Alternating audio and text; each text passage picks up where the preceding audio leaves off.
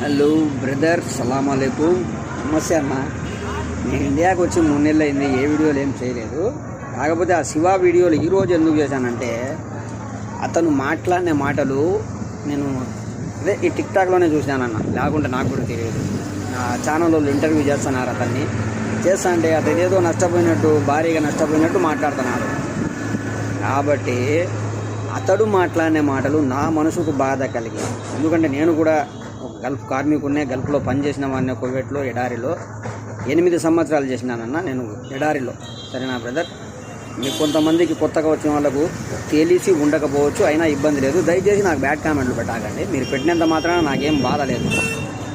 నేను అతన్ని ఎక్కడా అవమానపరచలే, కించపరచలే. కాకపోతే అతను కువైట్ దేశాన్ని కించపరుస్తూ మాట్లాడినాడు. కాబట్టి నేను చెప్పిన అన్నట్టు మాట్లాడొద్దు, మనం తప్పు. మనం వాళ్ళ దేశానికి పోయినాం బతికేదానికి, మనం వాళ్ళ గురించి తప్పు